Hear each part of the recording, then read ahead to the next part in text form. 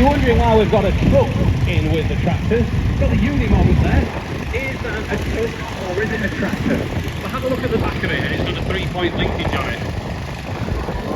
So that will do everything that a tractor will do, and it'll also do everything that a truck will do. Definitely a crossover. A lot of those vehicles used for utility companies, or in this case, forestry work. Have a different body put onto the back of it. That one's got something very similar to a Ford Transit tipper. And traditionally it would have towed or had on the back of it a chipper. So when you were cutting your trees down, you'd put the tree into the chipper and it would blow all the chippings into the back of the Unimog. And that's why it's got a V shape on the back of it, because from the chipper would go into there and fill the load area with branch chippings. Just going past the commentary box right now is the International B4.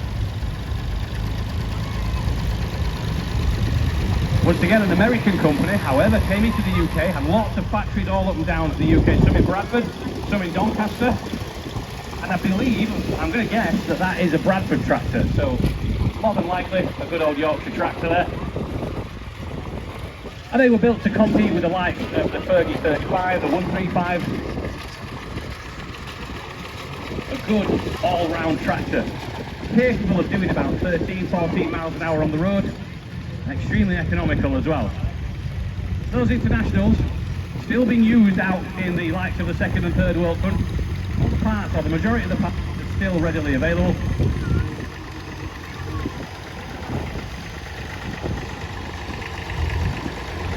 Now this has worked out pretty well. I've got one of the most modern tractors in the arena going past the commentary box right now, followed by what I think is probably the oldest tractor in the arena straight behind it. Now we celebrated 107 years of John Deere this year. The vehicle going past the commentary box right now is about 100 years old. We will find out a little bit more about it. Well, that's almost the first generation John Deere. Now, believe it or not, it would have started off life green. However, that's what we call good patina.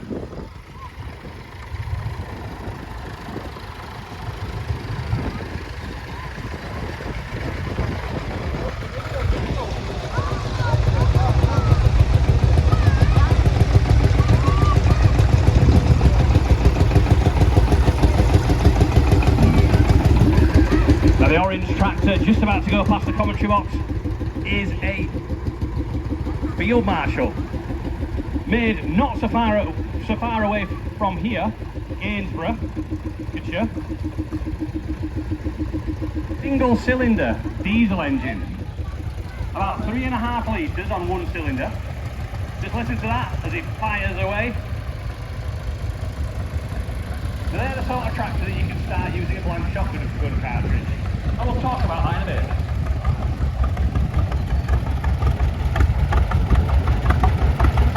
I wasn't having much for them. They might think they're a little bit upset, but they're certainly not.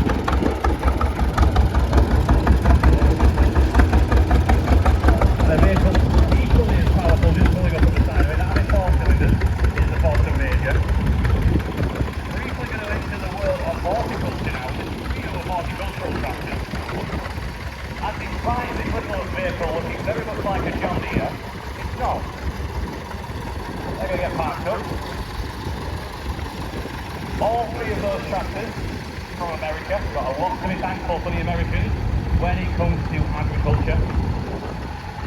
The Americans basically decided that the horse was a bit of a bad idea when it came to farming, and to replace it with a mechanical horse. And the likes of John Deere, we're of course an American company, pioneered the world of tractors, and John Deere started making ploughshares for horse-drawn implements using old saw blades, and he had a bit of an agreement with a company called Waterloo Boys. Once that was agreed and sorted out, they developed the first ever John Deere tractor known as the Waterloo Boys. And we had an example of one of those at the Tractor Fest at Newby Hall a few weeks ago.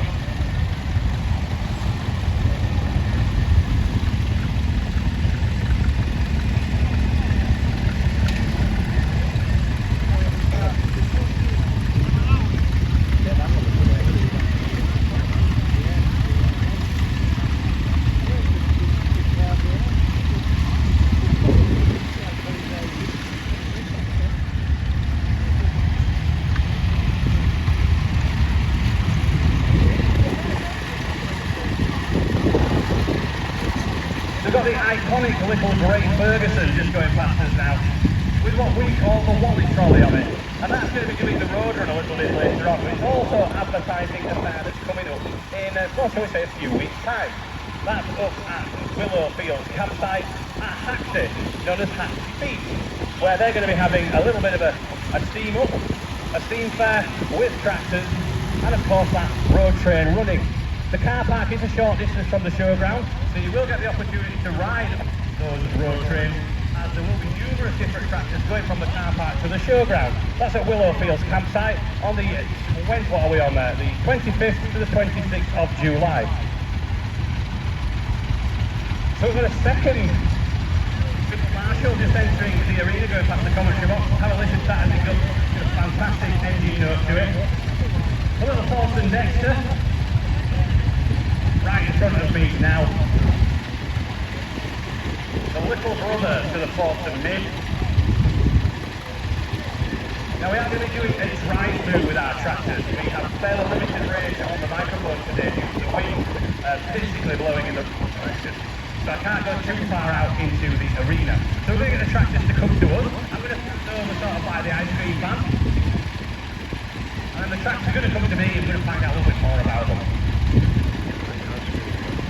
Just noticed got the third field marshal, very, very early one in front of me right now.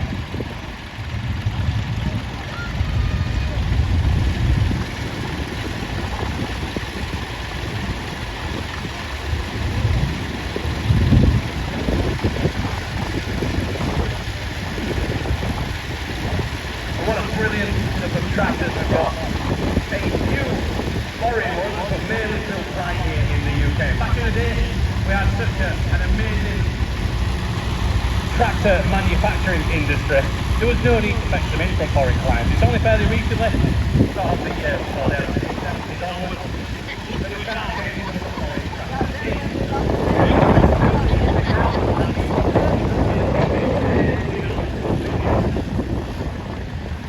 So first up, we'll get a little Fortune. This is a Fortune standard engine in 1934. Petrol to start, TVO to run. So it's got two tanks, one here and one here. Yes, it looks like a big tank, however there's a separation in the middle. So you start this vehicle up on petrol, then it's run up nice and warm, and then run up to TVO, that's like a tractor vaporizing. So we'll take it to kerosene with a little bit of petrol mixture as well. Makes it run very economically, it's very cheaply, it's run all day. Very low compression engine to make it do that. In there it's a 4.3 litre side valve engine, and it's got a belt pulley for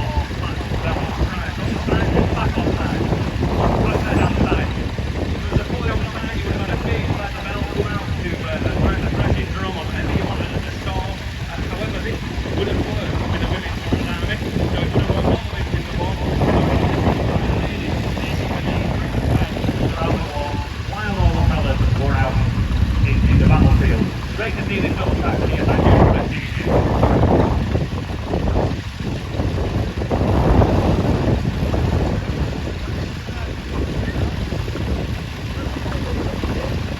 next up we've got the field marshal.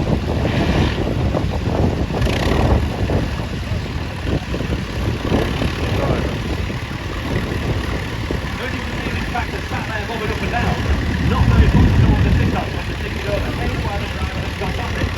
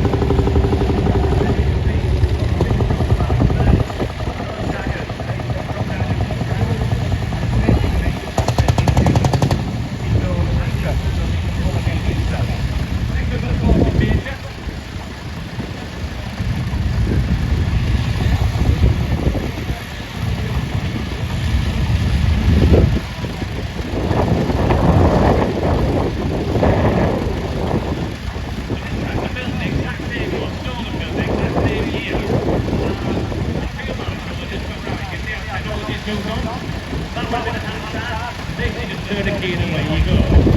5 horsepower diesel engine is plenty of horsepower for what you would ever need in a motor. However, these tractors with side motors and bigger engines in. Six-cylinder engines in a course, so many different other vehicles. And excavators, all sorts of farming machinery, they did have larger engines and mechanical experience. You could drop six-cylinder engines straight in there. More powerful than this one already did.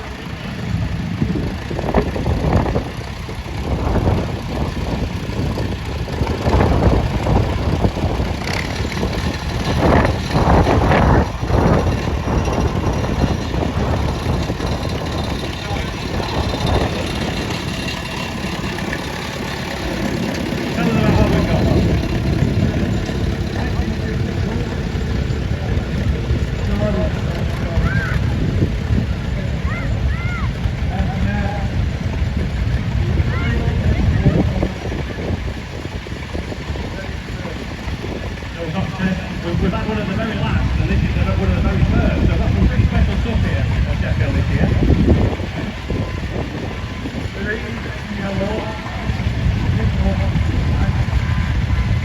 that was the change order colours, the brown.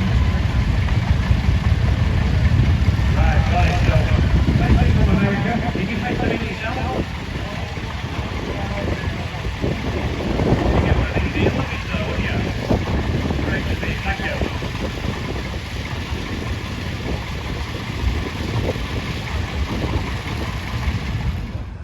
Tractor. And that little bolt on the front, off of the engine. There's the injection. The engine. When it went over, the driver had to bounce around. Right, second time of entering. Built in 1944, built by Mark of Gainsborough. It's owned by the Yates family of Cornhill, Oaston Ferry in North Lincolnshire. Very few of these tractors were built by Marshalls due to them focusing all their attention on supporting the war effort. This is a rare device who supplied news to a timber yard on the outskirts of Doncaster where she was based for a number of years. She was then contacted by solicitors moving to Aberdeenshire before returning to Lincolnshire to be owned, most recently by the Yates family. Yates is fitted with a high top gear, which it reaches the heady height of 7 miles per hour and a Marshall rear winch. She's owned by Annie Yates, who is 84 years old. So hopefully one day, in quite a few years' time, we'll see Annie driving this tractor.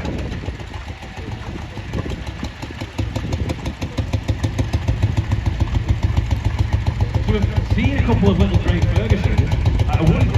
One with some red bits on and another one with some red bits on. However, this isn't a standard Drake Ferguson.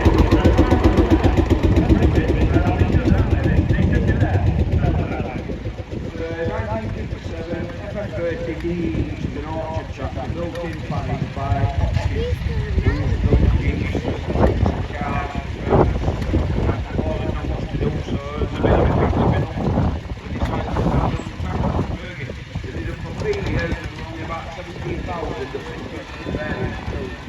we're about 4,500 of these, something like that. I think that's what the gauges there. All the gauges are in French. Field wheels and ampere. Is it ampere? So different. Everything changed over from the French market. Very, very reliable tractor. Got these deluxe flat decks on the back. Able to go on the road a little bit later on. Diesel engine in there. Very, very reliable tractor. This one goes all up and down the north of England. You're at the show pretty much every weekend. And very rarely misses a beat. Great to see you. Thank you.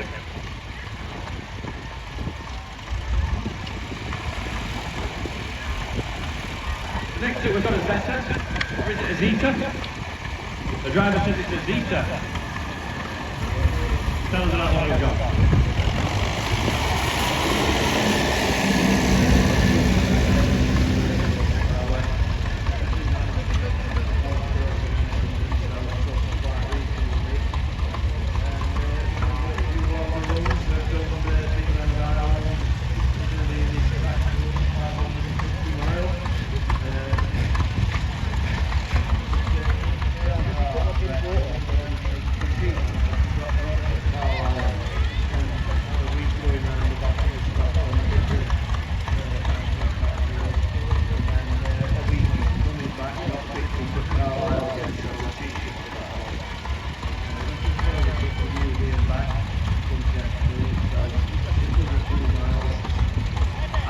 Any major issues?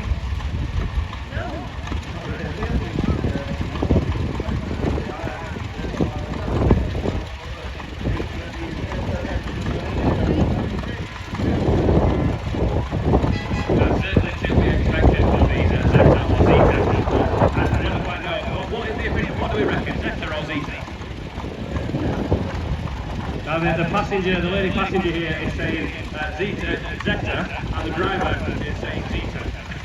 The jury is still out. That's the driver says that's because he's posh. Whatever they call them, fantastic tractors these. And back in Czech, they was far over-engineered, and you can see that. Out doing 500 miles right down. I used to drive one of these fairly regularly up on a hill farm in Huddersfield. The reason why I've got such a big car is because out in Czech, the farmers didn't have cars, they used this for everything. People carry the farm, carry the family around, not only the farm produce to the market, but also they go longer distances as well. So they have got a fairly high top here. I've previously driven one of these tractors with 7 passengers in the cab. This one does tow a caravan. Now normally if you're towing a caravan with a tractor, you will break the caravan because the suspension is on the tractor. But this has got a towing hitch that is cushioned, so that basically when you're driving the tractor is bouncing around on the road, the hitch goes up and down to cushion the caravan so it doesn't break the caravan. Thank you. So like I said earlier, going from probably our newest tractor in the arena right through to our oldest one, the John Deere.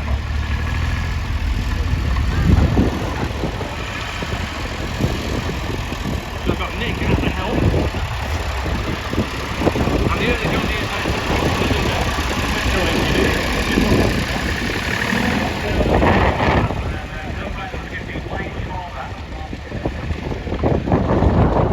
That's not what we got.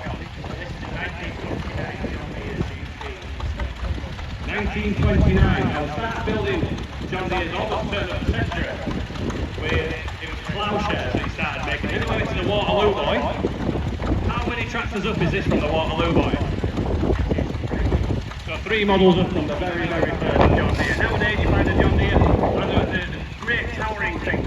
Only fairly new to the UK market for the last 30 or 40 years because we had such a good UK tractor market.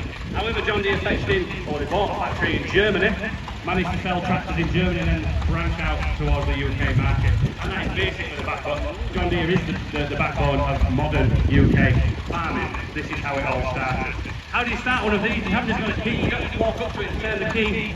There's some little handholds in the back of this. You set the engine up accordingly, you grab that with your hand, you fling it, and hope that it's going to go. Most of the time it does, usually when you're on your feet. There's a few people stood around you, it won't go, it's guaranteed. How many times did it take to get this one going today, Nick? Twice, so not bad going for a Saturday morning with people stood around you.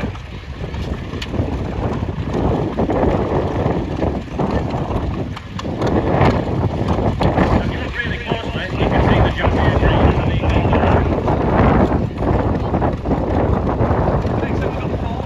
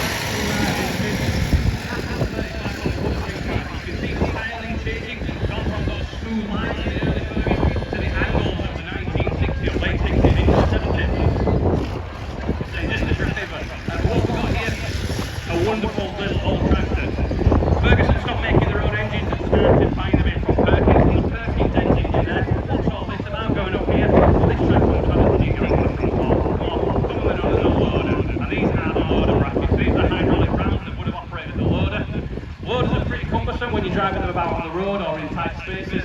I would imagine these rams haven't been operating quite a while. This should be nice and shiny. As you can see, the other one used to be shiny and it's on its way. This one is completely gone. I really wouldn't want to put these into service. It will probably contaminate all the back end of the tractor. But good illustration as to the loader being on there. This guard would have protected the bonnet from anything falling off the loader. It looks like it's done a fantastic job because the nose cone of this tractor is in fantastic order. Normally when you have the loader on, it's all stoved in at the front of that guard. That's done exactly what it was designed to do. Great to see, thank you. Now that's certainly not least. We've got Chris with his uniform. And we're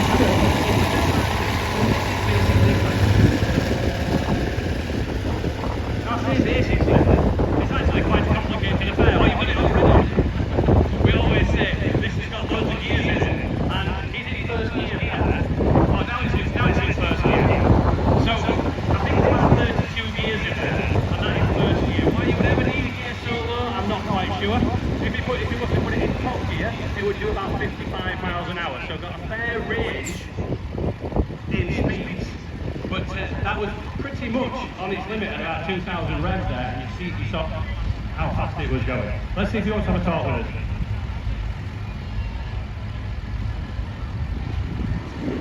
This one built in 1987, it is now used for forestry and a little bit of agriculture. And why has it got agriculture? Because it's got the 3-point linkage on the back, which you'll see in pretty much all tractors built today. We can pick lots of different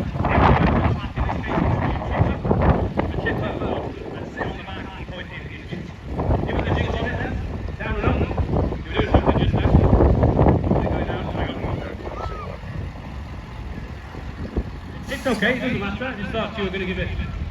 Oh dear, the spanners are out now. I've said something. Oh, see, it's okay. Right, if I go on down now. See, we're a chipper on the back in this case. We're going to run off the PTO. The shaft that comes out, those are power takeoffs, so you can see going up down there.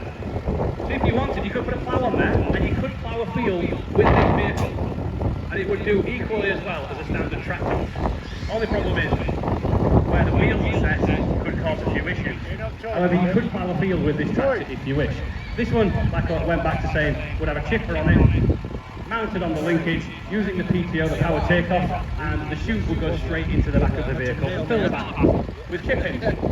That's what it gets used for on a daily basis. Now, also got the hitch, you're dropping the hitch on the back, and it's actually picking the back of the vehicle up, so power the hitch down, so you can hitch up trailers, but also pretty handy if you need to lift the back of the vehicle up. Just put some wooden chocks up there, power it down, lift the back of the vehicle up to change the wheels and tyres. So self-servicing as well. Very advanced vehicles. You can still buy these brand new. You need to park up there with over £100,000 for one of these if you bought it brand new. The likes of Northern Power Grid and utility firms tend to use them mainly. Thank you.